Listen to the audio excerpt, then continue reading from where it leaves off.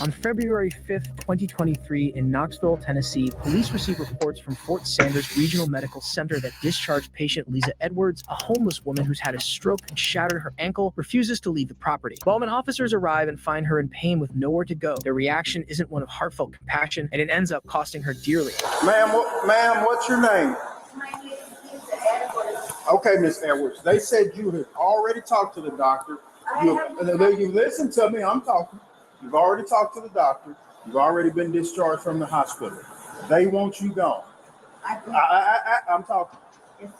I understand you say you got some problems going on. You're going to have to find a way to get out of here. Okay? I don't want this to turn into a situation where you have to go to jail. If you're looking for somewhere to go because you're cold, I'm sorry, but I'm not taking you to jail just because you're cold. No, I don't want that. I shattered my ankle and I had a stroke. Well, if the medical professionals have saw you and discharged you, they won't.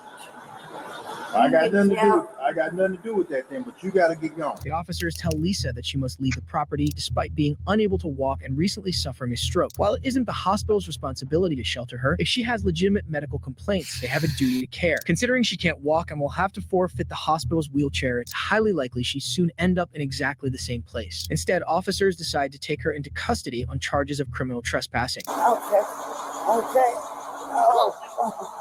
She's not strapped in there, is she? Oh, yeah, I am. My bag. Oh, no.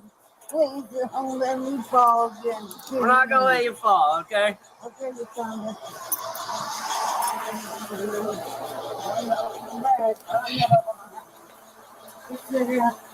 Oh, no. Oh, no. I need you to step up, I okay? can't. Yeah, you have to. Pull me back. Ma'am, you're going to have to get in so we don't Can't get up. Okay. Come on. There you go. You got it. If you get in there, you can sit down. Stepping on her shirt here, Jack. Oh, my God.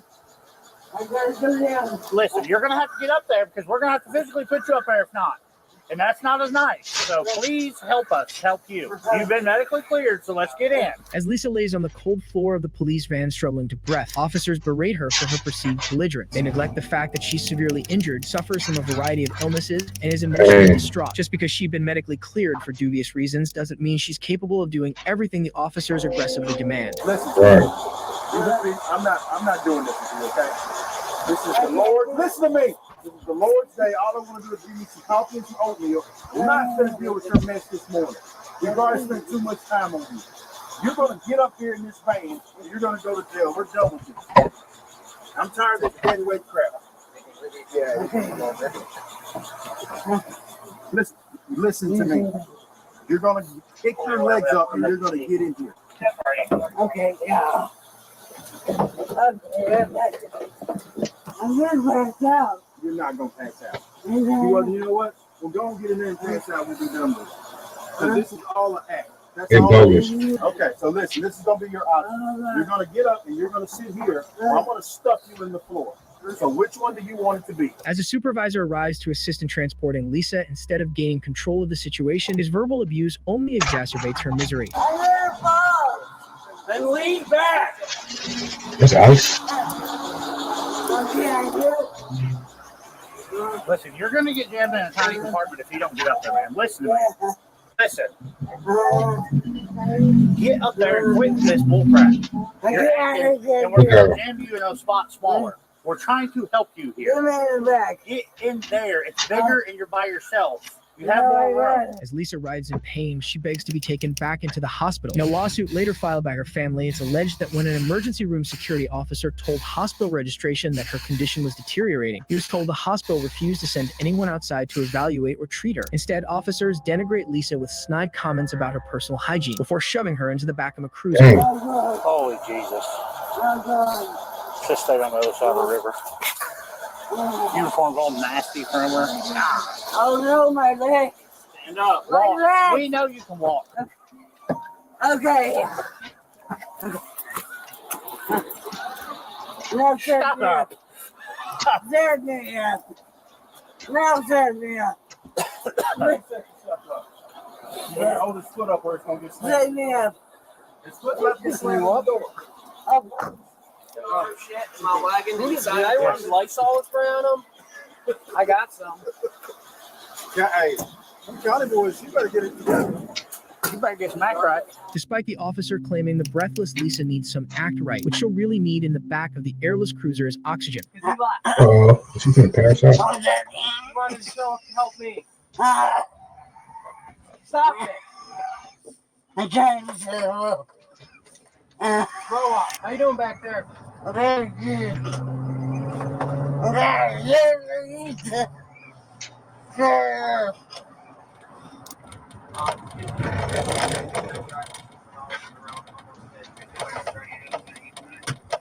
Yeah, did she pass out? Hey, are you up?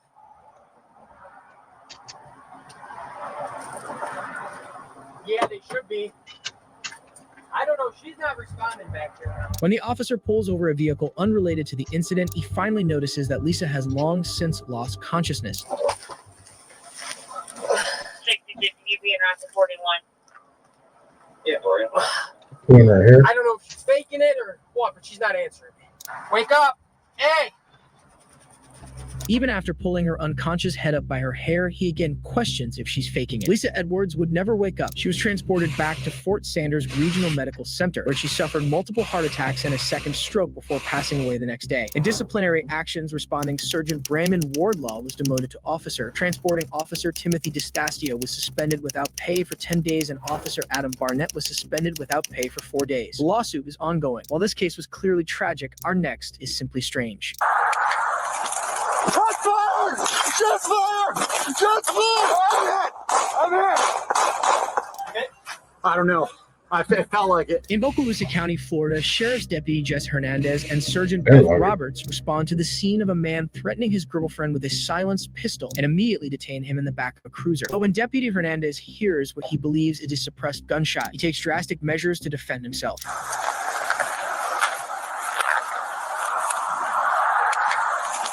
Shots fired! Shots fired! What? What? Shots fired! Where? Right there? You know.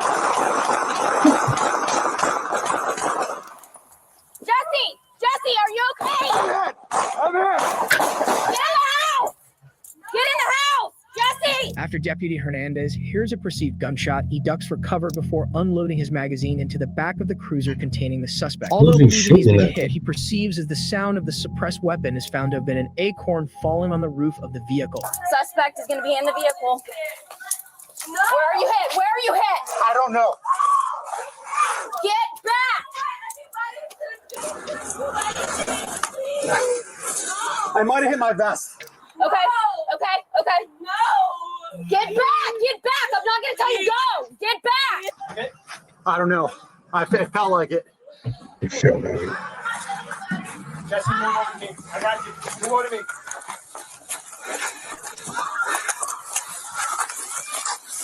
Jesse, come back. Mark vehicle right there. Dude, am I hit? Do you see anything on my vest?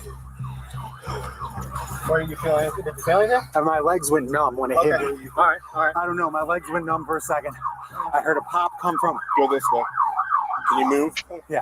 As backup arrives and trains long guns on the unarmed suspect, Deputy Hernandez asks for help in deciphering whether he's actually been shot. The department later established that it was in fact an acorn that fell on the roof of the cruiser, and Deputy Hernandez resigned a few weeks later. While this officer made a That's mistake insane. that thankfully wasn't fatal, one involved in our next case simply doesn't care that one was. On January 23rd, 2023, Seattle police officer Kevin Dave responds to calls of a suspected overdose only to find himself in the middle of another tragedy.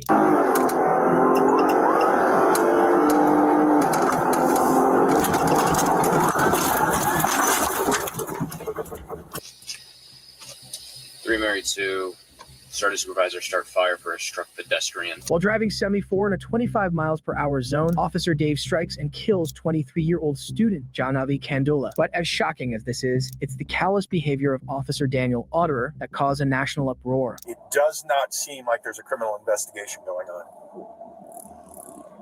Otherwise, there would be other. What's that?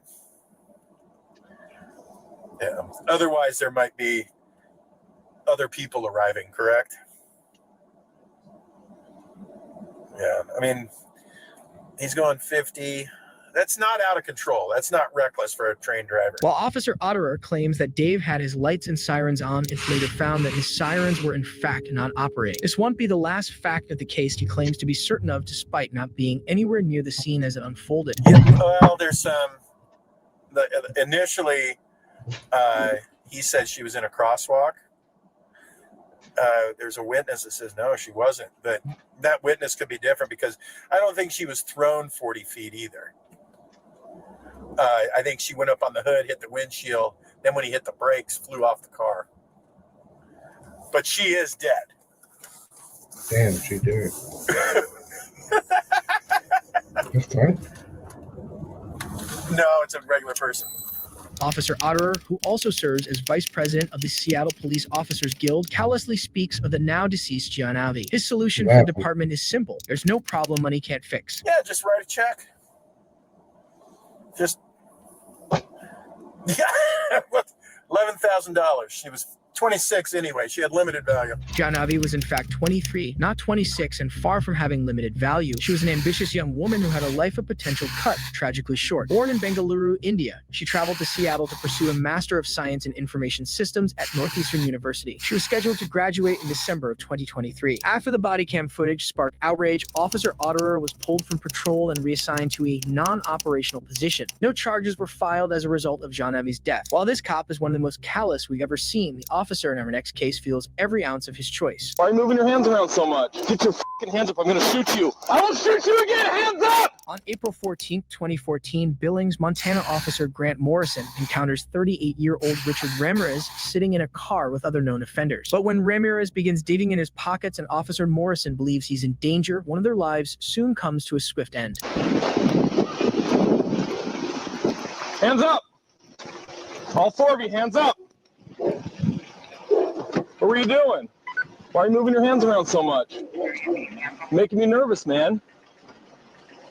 Who are you? Richard? All of you put your fucking hands up right now on top of the seats. Dispatch 374, I got Richard Ramirez here. Can everybody step it up?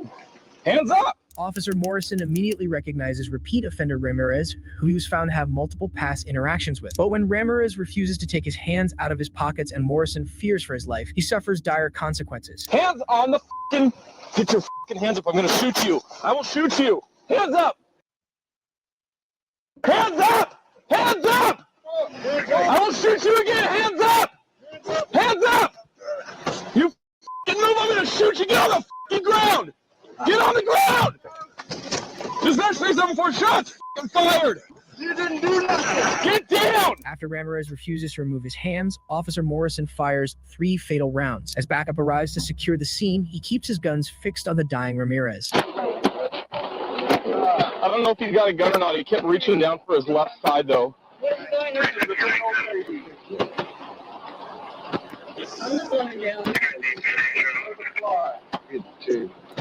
Check him for weapons and then whatever medical attention he needs.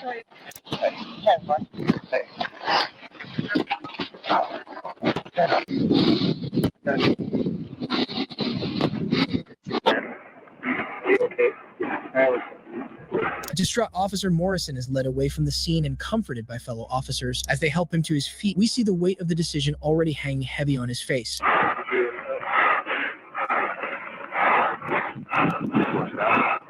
Oh, kind of.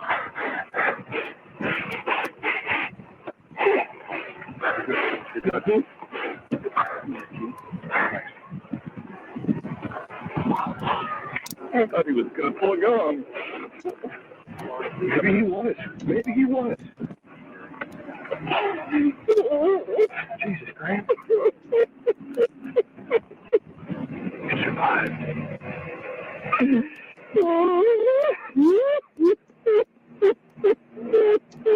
Got you, man. Do you want me to call your wife? I'll call her, but I'm ready to go. All right, let's go right. Yeah, let's get you out of here.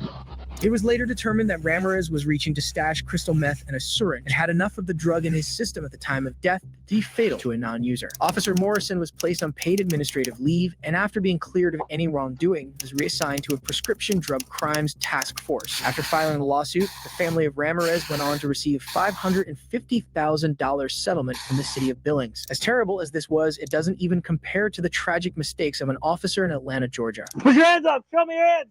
In the early morning hours of October 12, 2019, in Atlanta, Georgia, an apartment resident calls a non-emergency number to report that her neighbor Atatiana Jefferson's front door is open. But when Officer Aaron Dean arrives, a series of fatal mistakes leads to an unimaginable tragedy.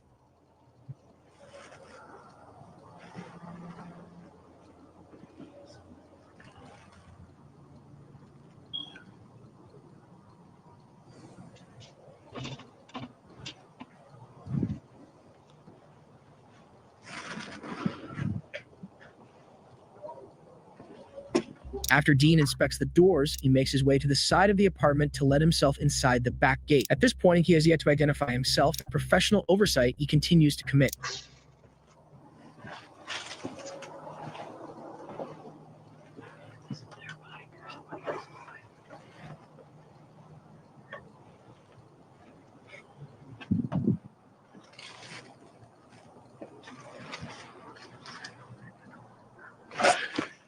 Put your hands up. Show me your hands.